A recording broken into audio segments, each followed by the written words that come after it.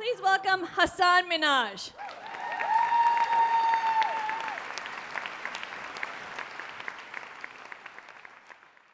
So I just got married, and yeah, one ring to rule them all, right? And because I just got married, my dad decided to sit me down and tell me how he met my mom. See, I'm first generation, and my parents are immigrants. And if you know anything about immigrants, they love secrets. They love them. Like, they love bottling them up deep down inside of them and then unleashing them on you 30 years later when it's no longer relevant. And you're like, what? Mom's a communist? Dad's a ninja? Why are you telling me this right now? Like, this is not the Born Identity. Why is this happening?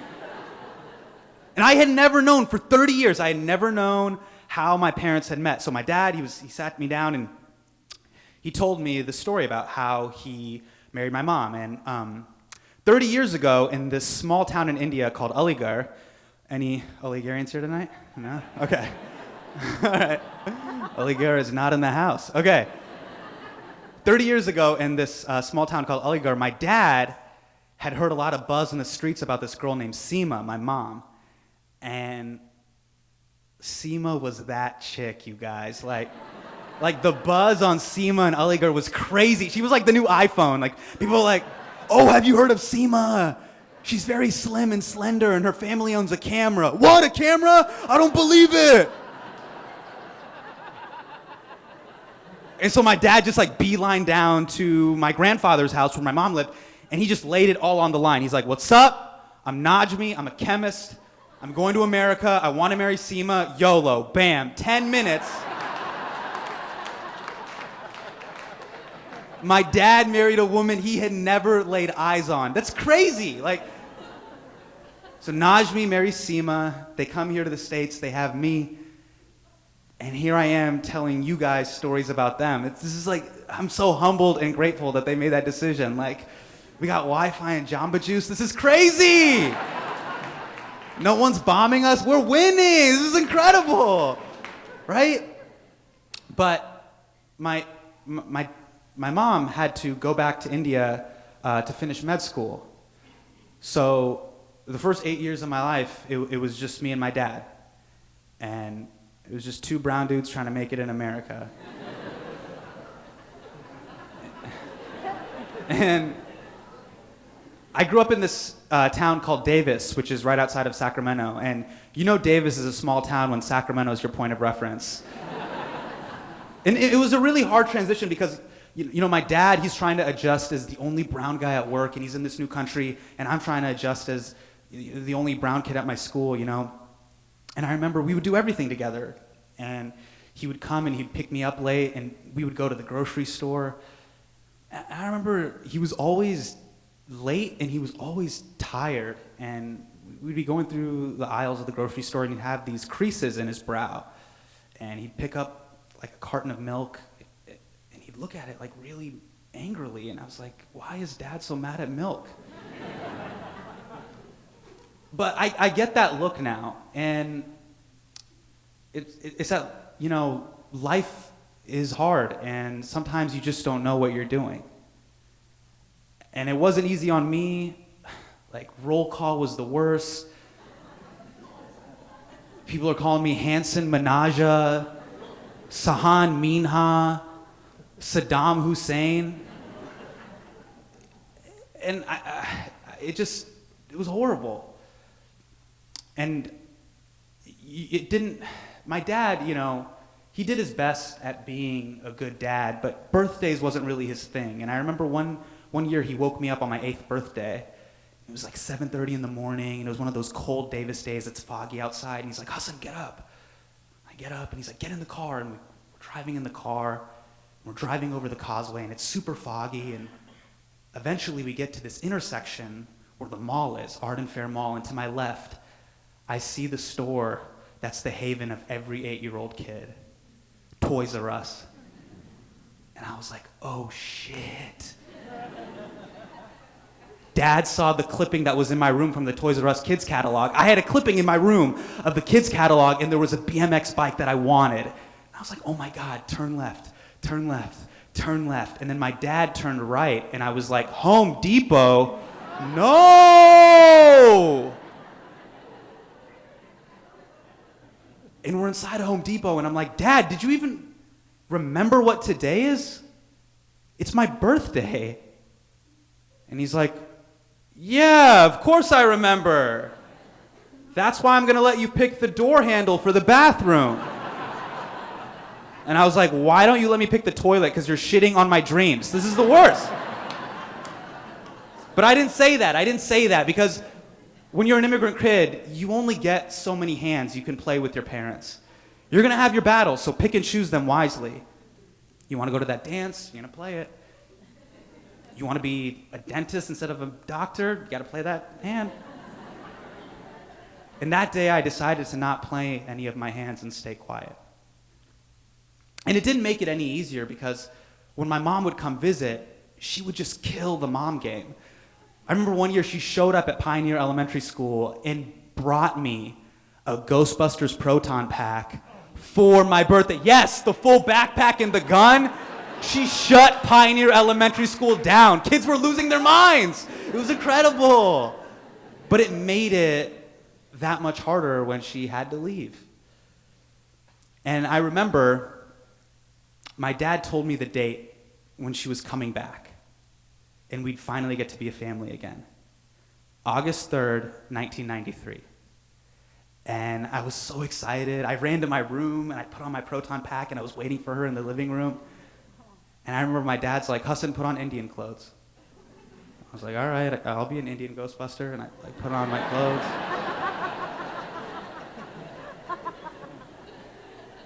And I'm sitting in the living room waiting for my mom to come here so we can finally be a family again.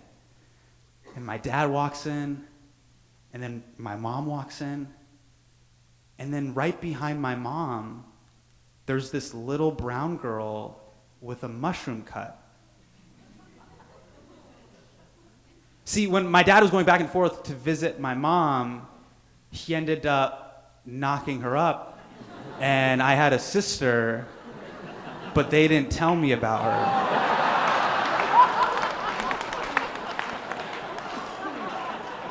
Remember how I told you how immigrants love secrets? This was a huge secret. This was like an iTunes bonus track that I didn't get to download till 8 years later. And this girl with this mushroom cut, she was so excited. She knew that she had a brother and she's supposed to live in America. So she just runs towards me and is like, Hasan-Bhai! And hugs me so tight. And I'm in full hover hands mode. I'm like, who is this girl? And my mom was like, hug your sister.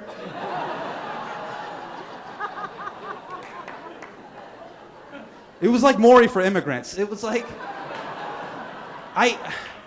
and I'll be honest, like, I hated that brown girl so much. Like, I was like a little Republican. I was like leveling with my parents at the dinner table. I was like, look, Mom, Dad,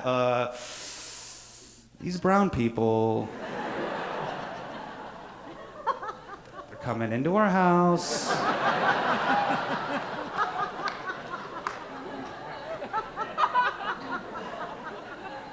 They're eating our gushers.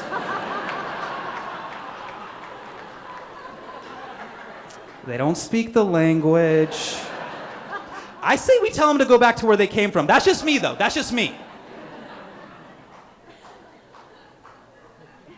But my parents always reminded me, they were like, that's your little sister. You only have one little sister. Look out for her.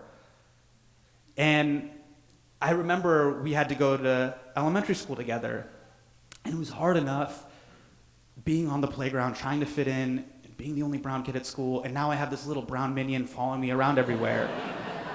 And she was just following me around everywhere during lunch, and I just couldn't take it anymore, so I just ran into the boys' bathroom, and she followed me into the boys' bathroom, and all these kids are peeing, and they stop, they turn from the urinals, and she runs in like, Hasan-Bhai, Hasan-Bhai, Hasan-Bhai, and they're like, what is she saying? And I'm like, it's a term of endearment in my culture. Shut up, Cody. Like, I just couldn't explain it to them. And so I was just like, get out of here. You're not my sister. And she couldn't speak English, but she understood what I was saying. And my dad really, really wanted my little sister's first birthday in America to be very, very special. So I remember for her 5th birthday, my dad brought everyone into the living room, and we were all standing there, and he drags this big brown box into the living room, and it says Toys R Us on it. And then he just lifted up the box, and underneath that box, there's this beautiful blue BMX bike. And I was like, what the hell? Like, all of a sudden, Home Depot dad became Danny Tanner. This is so messed up. And my sister could see how mad I was. And so she looked up at me and she was like, Hasan-Bhai, why don't you take it for the first ride? And we opened the door, and she's like, just take it for one lap around the cul-de-sac and then bring it back. And I got on that bike, and I immediately was like, fuck that. This is my mom. This is my family. This is supposed to be my bike. No! And I just beeline down the cul-de-sac, and I am flying on this BMX bike, you guys. I mean, 17.6 pounds. It is 17.6 pounds. It is as light as advertised. And I'm booking it, and I take a left outside of the cul-de-sac, and I see a curb, and I'm like, oh man, I'm gonna pop a wheelie on that curb. Yeah, I am. And I pop a wheelie on that curb, and I go left, and that bike goes right. And it crashed into the sidewalk, and all that blue paint just chipped off the side of the bike. And I'm lying there on the asphalt, and I hear the pitter-patter of her feet in the background. And she runs over, and she's crying, and she's like, Hasan-Bhai, why did you do that? She's picking up this bike, and it's just ruined. She's like, why would you do this to my bike? And in that moment, I just looked at her, and I was like, man, I'm being such a dick. Like, this whole time, I've been looking for acceptance from Austin and Dylan and Cody and Corey, and meanwhile, I had this acceptance this whole time right underneath my nose with her. And ever since that day, even though she's my younger sister, I've always looked up to her. And she ended up growing up to be this incredibly beautiful and talented and amazing human being. Even though she's my younger sister, I look up to her. She ended up becoming an attorney. She went to an Ivy League school. And she's living the Indian American dream. Meanwhile, I didn't go to grad school. I became a comedian. And then when it was time for me to get married, I decided to marry a girl outside of my religion. We're Muslim, her family's Hindu. And that, if you don't know, is some serious Montague and Capulet shit. Like, it goes back centuries. And I remember the day we were supposed to meet my fiance's parents, we're standing there on the doorstep, all of us, and all of a sudden my mom and dad immediately start getting cold feet. They're like, I don't know if we should do this, let's just go back home. And they're about to walk back to the car, and my sister steps forward, puts her foot down, and lays down one of her cards for me. And is like, everybody shut up. I'm the lawyer. I did everything right, all right? Let him do what he wants to do. And if he doesn't marry this girl, no one's gonna marry him, all right?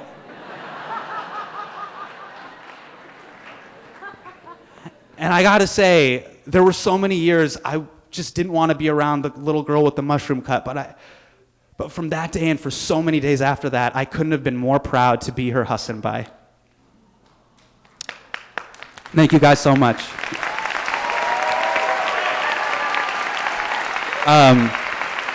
My sister's here tonight, and she hasn't heard that story, so thank you guys.